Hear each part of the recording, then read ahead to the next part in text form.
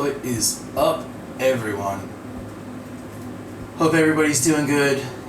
Like I said in the last video, I have a little bit different of a setup now. I'm messing around with different camera angles. I'm not really sure if this is going to be a camera angle I end up using. I'm probably going to mess around with it a little bit more. Probably go to like a sort of like a view that I had in the last videos and do something like that. I don't know. Like, I like this view because it's more of what you guys, it's more of what I see when I'm actually painting. So I do like that aspect of it, but I don't know. It's, I feel like if I could just wear a camera like on my forehead or something, that would be the best view for me to give you guys while I'm painting. But I'm not buying a GoPro. So this is what we got. I use my phone. It's a Pixel 6 XL, and I have a stand for it, and I literally, like the one time I looked up and it stopped recording because my storage was full, and I was like, no. I have plenty of storage. What are we talking about here? So, because of that, I had to like stop, and it was just all sorts of just crazy, ridiculous stuff. But anyway. So yeah, I use my cell phone, use a stand, plug it in with the USB just to make sure it doesn't die ever, and this is what we got. This is what we're doing. This is what we're rolling with. But yeah, for this one, I'm doing what effectively is Ornstein and Smough. Smough. If you play Dark Souls, you completely understand that. Nobody knows how to say his name. Everybody has their own opinion on how to say it, but I feel like nobody ever really agrees on how to say it. So it's just a what do you choose situation. But yeah, so this is going to be for my main campaign, my homebrew campaign that I'm running. And I have some really cool story points to talk about, but I can't because my players are subscribers, and I don't want to give those spoilers away, because I know if I hear something, I tend to remember it for some stupid reason and can't get it out of my head. It's one of those like blessing and cursing sort of things. But I don't know how good they'll remember everything. And I don't want to give away like big plot points or story points for them. And I would much rather have it be a surprise, because one of the things I like the most about either playing D&D, DMing D&D, or even just, it can be as simple as like buying something for somebody, is I like to see reactions. And that's probably why I mess with people so much, along with what my mom told me when I was a kid, which was we would go over to like my aunt's house and stuff like that, and I would go over and play with my cousins, and we would all be hanging out. And I was young. I must have been like maybe 7, maybe 8 at the time. I might have even been younger than that. I don't honestly remember. It's been such a long time. But they would always pick on me. Like my aunts and uncles would always pick on me and stuff like that, and just tease me like relentless. And it got to a point where it was so bad where I told my mom, I was like, I don't want to go over there anymore. All they do is pick on me. And she ruined it for everybody who knows me after this. Is she told me, quote, they wouldn't pick on you if they didn't love you, unquote. Just think about that for a second. They wouldn't pick on you if they wouldn't love you. And like I said, I was 6, 7, maybe 8 years old at the time. That stuck with me forever. So 30-some years later, that is still a thing. And my mom and I still joke with her about it, because I mess with my mom all the time. I love her so much. But I mess with her all the time.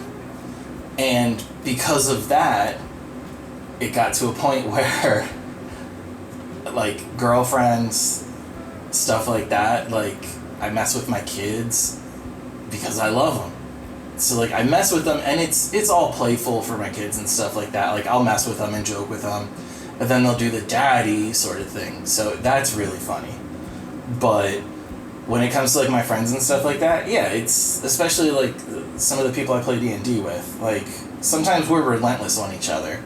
And that fits perfectly into my sort of I guess, I don't want to say it's like, what's your love language sort of stuff, but it is sort of funny to think about it, where it's like, if I like you, I'll mess with you and joke with you and stuff like that. So I guess that's a good way to know if I like you or not right away. If I'm fully serious with you all the time, I don't know, I might not like you that much then. But yeah, I would go over to my aunts and uncles and they would pick on me and stuff like that. So I've remembered that forever, and I don't know if my players will remember some of the storyline stuff that I have on here. But so I'm painting Ornstein and Smough. I'm doing an orange base coat here first, because what I'm gonna do is I'm gonna go back through after I get an orange base coat, because I painted a bronze dragon, and what I did was I did a sort of like a red, dark red sort of undercoat for that, and then I went in and dry brushed it with like the bronze metallic paint, and I really like how it looked. It turned out really good. So what I'm doing here is I'm doing an orange base coat, and then I'm going to go in with gold and dry brush it. You'll notice for the spear, I'm not painting the spear to be orange because I wanted that to be 100% gold. I didn't paint the hammer only because I was holding the hammer for Smough, but I do go back in, and you'll see that next, and you'll see that I do paint that orange. The other thing that I don't like about this specific video, and I love all my videos, the thing I don't like about this one though is the fact that I was messing around with angles and stuff like that, and there was like a good 6 or 7 minute section that was just completely unusable, because as I'm doing this, I try to keep my hand in the similar spots, so as far as framing goes, that's not an issue. I can just sort of set it and forget it. I just forgot to keep my hand in the right spot for about 8 or so minutes, and thankfully there was nothing big that happened. You'll see it coming up in a little while. It'll go from having them to be a certain part painted or whatever, and then it's all of a sudden they're pretty close to painted. Not fully, but they're pretty close to painted a lot. So that sort of sucks. But for Ornstein and Smough, I'm going to end up using these guys in one of the capital cities in my world, and what it's going to be is there's going to be some events going on through the world that eventually my players will find out is a much larger plot, of course, because that's how D&D works, that's how movies work, that's how books work. It's we're going to take this little thing and then just expand it. And I think by the time they get to this city, they'll have an idea as to what's going on in the world and what their sort of world purpose is, world goal sort of stuff, because I think it's level 1 to 5. You should do sort of small inner city sort of stuff, or just a couple cities in a small area. Then 6 to 10, it's sort of a region, and then 10 to 15 or something like that is pretty much a huge chunk of the world, and then it's from that level on, 15 or 16 on, it's world events and stuff like that they have to help save. So I'm trying to keep with that sort of structure where for certain levels and certain sort of events, they gain a level and stuff like that. So it shows progress, because like I said before, I prefer milestone, not XP, because XP, it's great, but if you use XP and they go left and you're planning on them going right, it's a headache. So I'm using a really cool system where for each plot point, each place they go, for each plot point, they'll get a level if they do the thing there.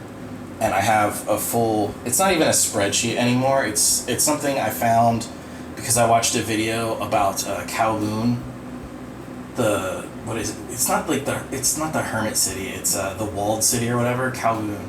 And I watched a video on that, and it was really interesting because I heard about it, and then I watched this video and I was like, oh my god, I should try to integrate this into D&D somehow, of course.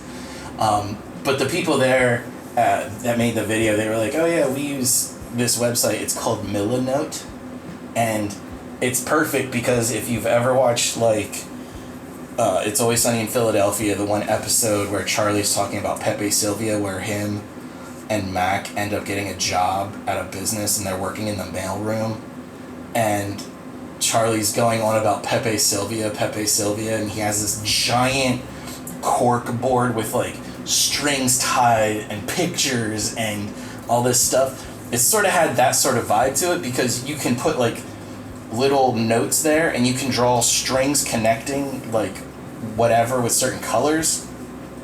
So it works perfectly for D&D for me because it gets to a point where I can have like each of the lines be a certain color for certain characters.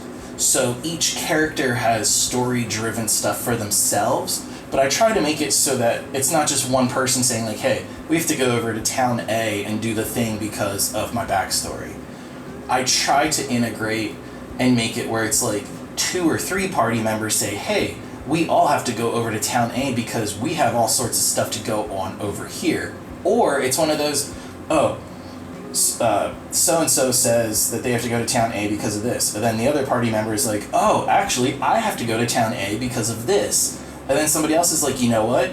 Town A is on my list of places that I need to go to as well. Let's go do that together. So I try to make it more of a cohesive story for the players to follow and the characters to actually have reasoning to go to the same places together instead of it being like, oh, the big bad Lich is in this town and you all have to go fight it. No, like, they all came up with their own backstories, so I try to integrate their backstories with the story that I want to tell through the game, and I feel like I do that well. My players have, I think, said that I've done it pretty well. They always look forward to it, but... So, what I'm doing now, and we'll get back to Milanote and stuff like that, but what I'm doing now is I decided to do a dark tone wash over them, so the recesses are nice and dark, so it gives a little bit more depth. And I usually don't do it this way, but dealing with like the metal paint and stuff like that, I wasn't too sure, but I really like how it turned out. It turned out really good. You'll see the finished product then. And yeah, just stick around until the end of the show. So with Milanote, I was able to establish like certain color strings are certain characters. So whenever there's something in a city, I try to have it where it's 2 or 3 characters needing to go to that city for story things. And then for the story things, they get a level if they do the thing. But like I said, I try to make it very obvious that like, hey, this is a mission, or this is a goal, or this is a whatever. But I try to get that done effectively enough. And I feel like I do that. But, so by the time they get to the city where Ornstein and Smough are going to be, they're going to have a good idea of like what's going on in the world and what is sort of going through and stuff like this, because they'll probably have interactions that open up the storyline a little bit more. And I'm going to play Ornstein and Smough in my D&D game like Ornstein and Smough play in Dark Souls. So if you've ever gone to Anne Orlando and you've ever gone to Ornstein and Smough, you know that that's probably like the hardest fight up to that point. And some people say it's the hardest fight like in the game, period. And I'll have to agree, because it's a huge pain in the ass. Having to deal with both of them at one time sort of sucks. I think that's where my New Game Plus run ended, when I was playing it way back on my Xbox 360. Was New Game Plus. I was on Ornstein and Smough, and that was the wall I hit. I never played after that. So it's probably been, oh my gosh, 12, 13 years maybe since I played Dark Souls 1. I still love watching all the videos and stuff. Like, I'll watch Lobos, I'll watch, oh my gosh, who's some of the other people I watch? Lobos is the one that like I feel everybody knows for Dark Souls. Like, if you want a cool Dark Souls video, go watch Lobos Jr. But yeah, I'm gonna play Ornstein and Smough the same in my game as I do as they play in the video game. So I know one player at my table has played Dark Souls, so he'll probably expect it to happen. But you fight the two of them together, and if you kill one of them, the other one sort of inherits the powers of the first one to an effect. So then you have to deal with like a super Ornstein or a super Smough. I feel like people usually fight the super Smough just because it's easier, and Smough does his own thing. And if you play the game again, you know what I'm talking about. But it's gonna be cool. It's gonna be chill. Hopefully they'll not quit the game immediately after that. Oh, there's the part that sucks, because I did the wash and stuff like that, and me putting the gold on both of them, just that footage, me holding the mini was completely off frame. And it sucks. Because I apparently did more than just the gold, I did some of the red as well. And that sucks. I'm so sorry, you guys. But I'm gonna be able to get hopefully a better camera angle, or like have it more solid or something like that. Maybe I'll like put tape down on the mat or the end of the desk where it's like, hey, my wrist has to stay here. Yeah, and that's me looking at the camera, making sure, because I do it through the selfie mode so I can see it easier without having to get up. So that was me like pausing, being like, oh, maybe I should look at the camera to make sure it's not messed up and it's in frame. And I saw that it was getting a little close to out of frame, and I was like, oh, okay, so if I put it here, yeah, we're fine. And then there's me going off frame again. So, yeah, we actually have a game tonight. And the game tonight, they're in the Shadowfell, and they are going to be fighting. I don't know if they're even going to be fighting. It depends, because they have a pretty good plan. So the plan for them is, in the Shadowfell, the Raven Queen is not there anymore, so they have to sort of fix that problem, number one, because one of the people is a Shatterkai from the Shadowfell. So they're going to have to fix the Raven Queen not being there, sort of stuff. But they're also going to have to sort of dethrone the person who is currently running the Shadowfell. They ran into the Joker and Harley Quinn there, just because I painted the minis to look like Joker and Harley Quinn, because you'll see, it's the very first video I did where I didn't do any commentary, and it's super fast, and I super regret doing it that way, but it is what it is. There will be plenty of other videos to chit chat about in the future. But they came across Joker and Harley Quinn, and I was having it so like they were the ones sort of causing the wild magic in the world, like on the material plane. So they defeated Joker, they defeated his entourage, but they were able to like free Harley without killing her, which is awesome. And like they were putting like hashtag justice for Harley in the group chat that we have, so that was pretty cool to see. But their plan is, because I told them as they were getting information about what's going on with this new sort of ruler of the Shadowfell, that the soldiers will come out once, sometimes twice a day, to get supplies from the town. They don't speak to anybody because the language they speak isn't known to the villagers and stuff like that. So it's more like grunts and everything. I'm not going to give away what they are because I don't know if they'll find out. Well, yeah, they'll probably find out tonight what they are. So I'm having it be Gith, and like portals open, and that's how the Joker and Harley fell through to the Shadowfell. And this portal opened in outer space, and some Gith flew through. And I'm having it be like advanced Gith, and the ruler, Artanak, the Conqueror, is going to be an Echo Knight fighter. So if my characters hear this, there you go. That's what you need to prepare for. But yeah, they're going to be Gith, and I don't think any of them have ever really interacted with Gith yet.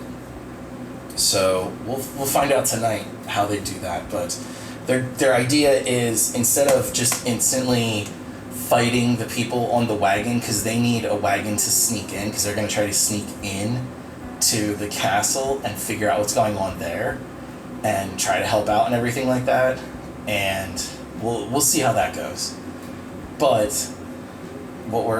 what they're going to do is they're going to try to chit-chat with them, but they're not going to have a shared language. I think the wizard took comprehend languages, or maybe the cleric did, or something like that. I can't remember who took what, because they were swapping out all sorts of spells to prepare for this next session, which makes me smile. I love it.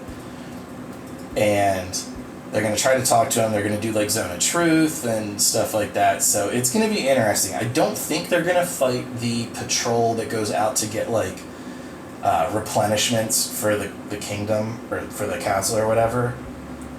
I don't think they're going to fight them, which is cool. So there can possibly be some back and forth there. They're going to disguise themselves. They're going to get into the wagon and sort of go back into the walls of the castle, and they're gonna go from there. And I don't know what they're gonna do, because they have information on what's on the inside, and they have ideas of what's on the inside. I have a map set up. We're gonna find out real quick. But I'm super stoked for the session tonight. I think it'll be super awesome. I always look forward to DMing. Me having to take a hiatus for about 2 to 2.5 months, I think it's been, that sucked. Because I always look forward to DMing. I always look forward to running adventures, whether it's Candlekeep Mysteries, whether it's my homebrew like this, whatever it is. I'm always looking forward to running some D&D. And it's sort of getting to a weird spot where I like to DM more than I like to be a player. And I think it's because I have control over the world. I don't know what that says to my personality, but I feel like having control makes me at ease, and it like relaxes me a little bit, and I don't have like everything in my head like makes sense. And if I'm a player in another game, sometimes the stuff just doesn't make sense to me for like the reasons as to why or something like that. And I'm just like, what? That doesn't make any sense. Why is this a thing? That shouldn't happen. It was going on. But it is what it is. So we'll see. But coming up on the end of the video here, so what I was doing was I was putting some blood dabs on the hammer, because Smough likes to smash stuff, and there's obviously going to be some spray, so I put some on his chest as well. Then I just added a little bit to touch up the gray, because some of the gold, as I was dry brushing, was splashing off onto the base for Ornstein. But I'm really, really pleased with how these two turned out. I think they turned out really good. I think they look awesome. I'm really excited to show the players. Like I said, I thrive off of the reveal, and I thrive off of the reaction that they have for the stuff I put up. So there we go. Ornstein and Smough in D&D. I hope it goes well. Comment, like, subscribe.